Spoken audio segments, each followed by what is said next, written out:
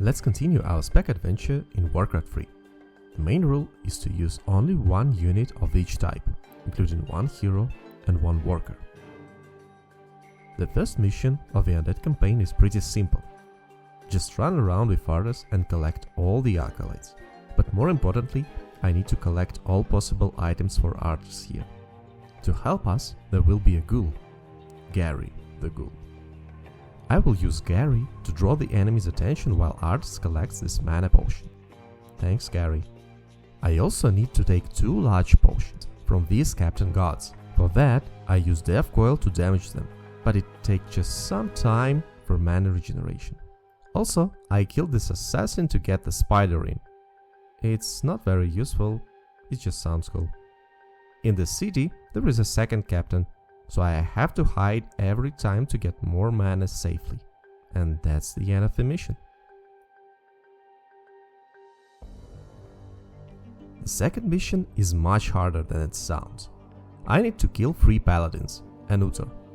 I baited out the first paladin, but failed to stop him from running away. Now it's job for Mickey the meat wagon, to clear the path for me. Once the way was cleared, I fought Paladin and abused the huge range of Death Coil, hitting the Paladin from afar and running away. When he was almost done, Arthas and Gary barely finished him off. And that was only the first one. Now I get access to Anthony the Acolyte. And I can start building my base. It's much easier for Anthony to build something, because he can just leave it and go collect more gold. I used a speedrun strategy, clear some trees with Mickey and block the path with towers. Also in Reforged, the clear tree path failed to load properly, so visually it looks like a full forest, but actually it's not. I prepared more towers there thanks to my good economy. The attack waves with footmen are pretty simple, but with only one Anthony, it's better to avoid damage to my towers, so I used artists to draw their attention and keep the towers in a good shape.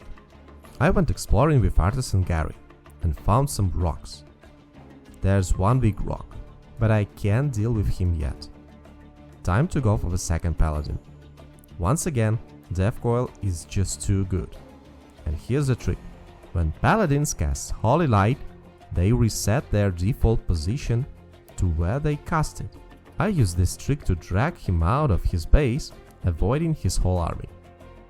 The third paladin is pretty far away, but this is their hiding Mickey in the forest pays off. I lured the paladin to that spot, ran away with Arthas, and Mickey finished him off alone without any danger. Before going for Uther, I decided to grab some extra items.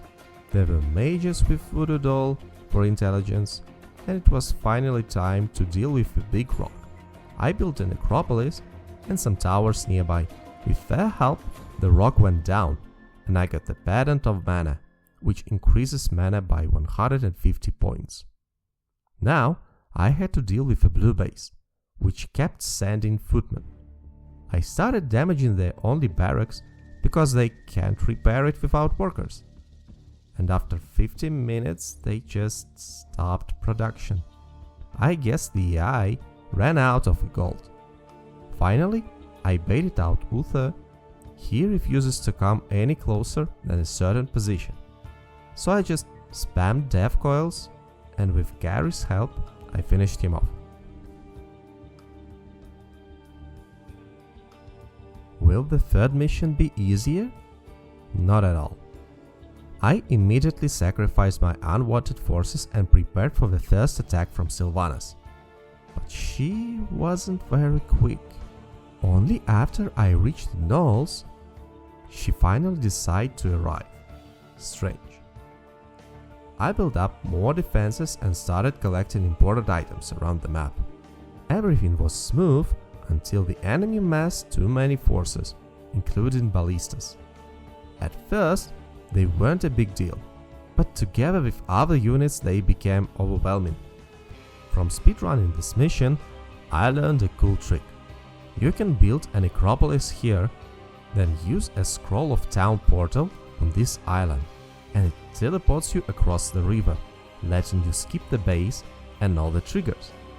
But I simply didn't have enough forces to strike, and they already destroyed my necropolis. So I decided that I needed a better plan. I checked why Sylvanas hadn't attacked me right after I built a base. Turns out, there's a trigger. If you get too close to a certain trees and locations, the game gives you a hint. That hint also triggers Sylvanas' attack. So I just took my time and mined all the gold from this mine with Anthony. It took me almost 2 hours. Now I had to be quick. I carved a small path in this tree line and hit some spirit towers here, just in case. Then I cleared the gnoll outpost and used Mickey to open up some trees on the other side of the river.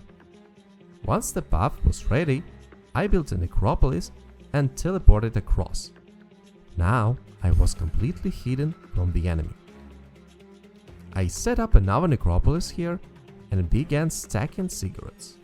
With enough towers, I could finally start my aggression, because right behind those tree lines, the true target of this mission, Sylvanas' base. It took me 2 attempts to place the tower just right so they wouldn't be spotted too early. But once they started drawing enemy attention, I built even more right inside her base. After most of her forces were eliminated, I collected the remaining items on the map and just finished the mission. Fourth mission should be quick and easy. I just loaded my guys into zeppelins, but did you notice something? On my first attempt, I totally forgot that I'm only allowed to use 1 zeppelin.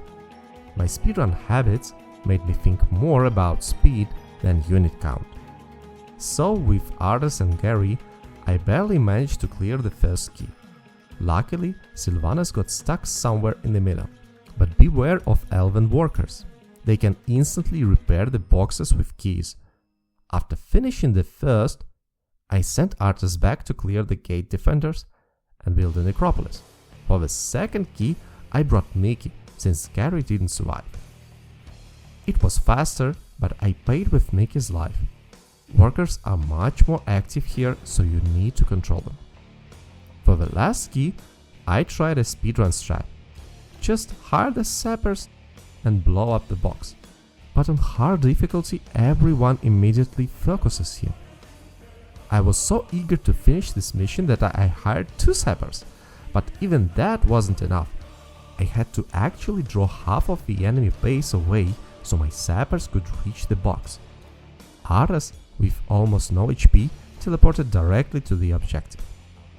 I realized that I used too many forces while writing the script, so I replayed it properly, and with only 1 zeppelin, it's harder to deliver troops quickly, but still doable. This time I took everyone and headed straight for the gates. I left Mickey and Anthony with Nick, the necromancer, they're important here, Ardas, Gary, and Charlie, the crypt fiend, went for the first box. Here's the trick. Sylvanas always tries to help protect her allies. But what does she want to protect even more? Her own base. So while Mickey attacked the tower on the far side of the map, Sylvanas ran to stop him, leaving her base unguarded. And that let Ardas, Gary, and Charlie destroy the first box while she rushed back. When I cleared the defenders and built a necropolis, before the big aggression started, I used Mickey and Charlie to destroy the second box, then brought Ardas to the last one. The trick is simple: draw all attention to Ardas, even from the guards near the box, and lead them away. Meanwhile, the Zeppelin can hire Sam, who sneaks in safely. The problem is keeping Ardas alive, but once you grab the last key piece, just teleport to your necropolis. Mission complete.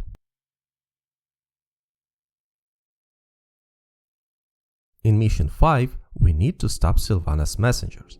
But who cares?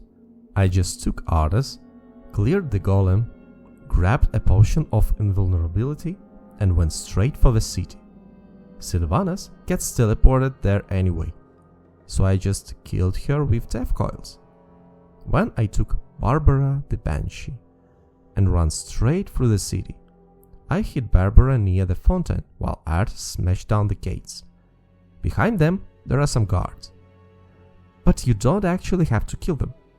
You just need to damage the level 7 hero to half HP and he will teleport away, opening the path for Barbara. I didn't even need Arthas here, I just led the enemy forces to kill him, because Barbara is the one who triggers the cutscene, and Arthas gets resurrected anyway. And from that point, it's easy. Using only death coils, Arthas can take down the 2 remaining heroes blocking the path. Oh, this mission looks simple. Destroy the Red Orc base. The catch? They've got a bunch of red dragons. And even worse, you are surrounded by 4 other orc bases, and all of them attacking you. You have about 2 minutes before the red orcs spawn another dragon. Defense isn't an option here. You need to act fast, because if you wait, the orcs will just overwhelm you. The key is to eliminate the red dragon production building within those 2 minutes. But how? I don't have mines, I don't have explosions. But the nearby orc base does. They produce goblin sappers, and I can use them. All I had to do was lure them close enough to the red base so it will damage the dragon lair. On normal difficulty, it's kind of worked. Not great, but still possible to destroy the lair. But on hard, there are already 2 dragons flying around, and the rest of the red army doesn't let Arthas leave it long enough to blow up 2 sappers. That made me sad. The idea was good, but just not viable on hard. So I had to find another plan. I tried combining a speedrun strat with a hidden base trick from the mission 3. First, I collected a few key items like Sobi Mask and a Mana Stone to boost Arthas' mana regeneration. In speedruns, you move Anthony close to the red base, skipping the orange one and building a necropolis right there. There's just enough space so the enemies won't spot you immediately, and you can finish building safely. Normally, you would just teleport to it and strike the red directly. But I didn't teleport to the necropolis. Instead, I teleported nearby. Using Mickey, I cleared some trees behind this tree line. That way, when I teleported in, I could hide my forces behind this tree line and avoid most of our orcs' attacks. There was just enough space to set up a few towers and avoid losing outright. Because remember, if you don't control at least one building, it's a game over. It took me a lot of retries just to kill one dragon without losses. But when you realize there are 2 more, and even more are still in the production queue, and even if you somehow manage the dragons, this base pops out tons of units, and worse, catapults.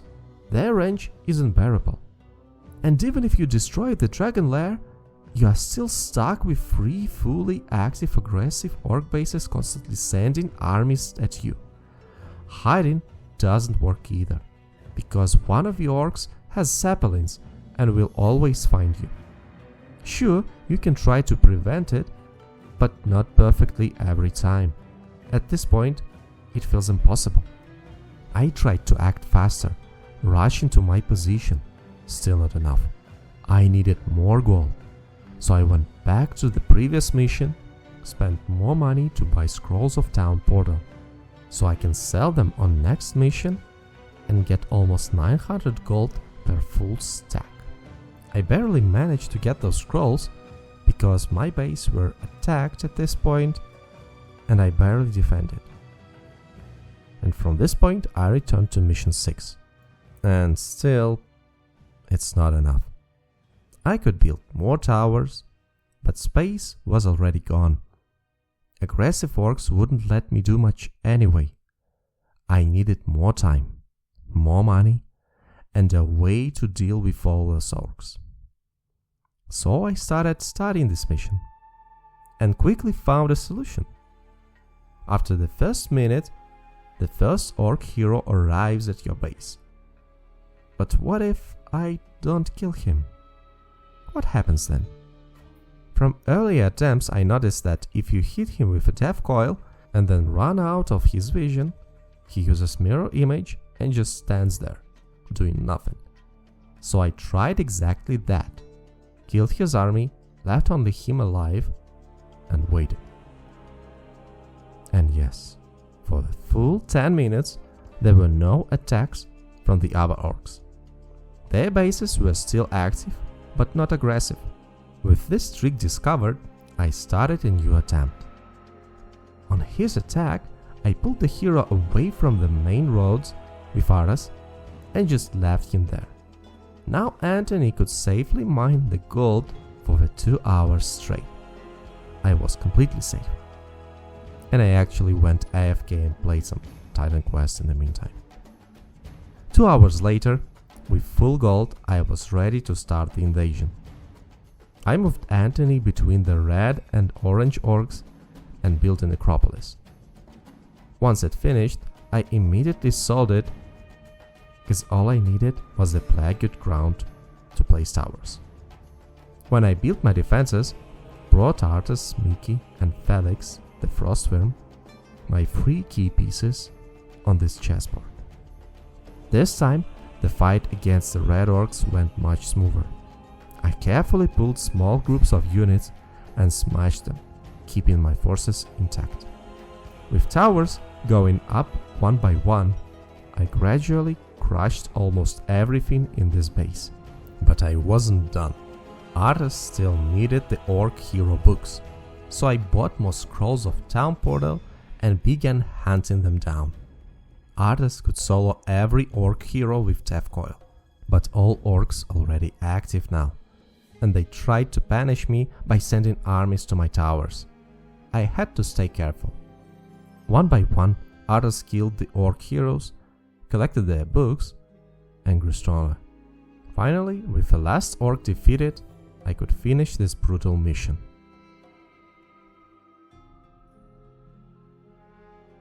In Mission 7, the objective is simple: kill Antonidas.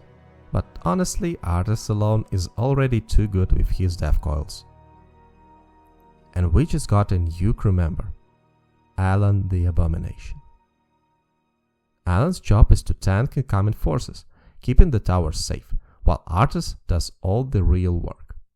There are also a few important items to grab: the Khadgar's pipe, which has much stronger regeneration than the Mana Stone, and the Bladesbane armor, which worth almost 2000 gold on its own. I definitely needed that for the final mission. But honestly, no Archmage can handle Arthas. Even one with mirror image gives himself away. He is the only copy that actually animated. Antonidas himself is only a bit tougher. I just ran back and forth for the healing fountain. He doesn't regenerate fast enough, so I could wear him down. And in the end, he fell like the rest. Now, it's time for the last mission. It shouldn't be harder than the orc mission, right? Right? Here we finally have a new tool: mines. That means I can completely eliminate one enemy base if I play it right. There are 3 enemy bases: the dwarves with tanks and riflemen, the Griffin Riders base, and the basic base with knights, footmen, riflemen, mages, and so on. In speedrun, I usually take out the Griffin base first, since those flying units are super annoying. But this time, it was too much. That base has too many units, and Arthas doesn't have enough utilities to survive this push. After several failed attempts, even after perfectly placing all the mines, I realized something was wrong. The problem: the Griffin base upgrades its built-in defenses early and after just 1 minute, the mines aren't enough to destroy it anymore. So I checked which base is slower at upgrading, and the answer is the basic one. On top of that, it doesn't have summoned elementals. Overall, it's weaker and others can actually survive there. So that's the plan. I tested if it was even worth it, and yeah, the basic base attacks more often, sends more units, so I have to deal with it. I grabbed others, dismissed all unnecessary units and acolytes, and went for the enemy base. With 6 mines, I wiped out all the workers and the whole army. I used Arthas' ultimate to help me survive and clear the factory. Arthas' ultimate is kinda shady in this challenge, so I avoided to use it before, but here I actually needed to survive, and so I just used it to help me clear the things. With another 6 mines, I blew up the barracks. Meanwhile, Anthony was busy building towers in the middle of the map. That became the main defense point. But I was really worried about tanks. They just shred towers. So I hired Mickey, then Alan the Abomination, and then later Gustavo the Gargoyle to distract Griffons. I also sold all my extra town portals for gold. The first waves were easy, and after 5 minutes I can pick up my new crew member, Francis the Fellstalker. A nice addition to my special forces. I started having problems with wood, but realized that I can hire a shredder, which can help me a lot. Now I can afford anything I want. To afford Felix the Frostworm, I had to sell the Blade Bane armor. That meant rebuilding a sacrificial pit and a boneyard, which cost time. But it was worth it.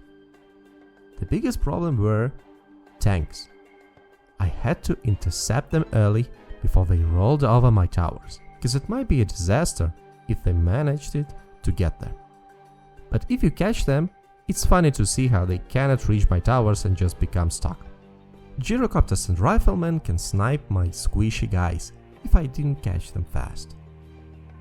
Griffons is a true pain. They fly anywhere, and I always had to chase them before they reached undefended spots. And after that, just running around my towers waiting for them to be destroyed. And the game tricked me. While I was testing, after 15 minutes, Griffon attacks stopped. I thought great, no more air attacks. But no, and they actually have knights right now. Big, bulky and strong. Suddenly my life was harder. With a full crew, the goal was simple. Survive. I sold everything else, found the hidden mage for an extra item and book of strength, and dumped all my gold into towers. Then came the final attack. They wiped out everything. My towers, my base, my crew, gone. And there were still 30 seconds left on the timer. How did I survive? Easy. I moved artists closer to the Griffon base and baited their attacks. I just led them straight into their own base. Others couldn't hold forever, but it was enough. Meanwhile, the Dwarven weren't as scary as this blue base, and I put my team back to defend Kel'Thuzad. By the time Griffons broke through my towers and turned toward Kel'Thuzad, it was already over. Honestly, this campaign would have been impossible without all the cheese I discovered and abused. So don't forget to push a like button to support and motivate me even more to beat the Orc campaign.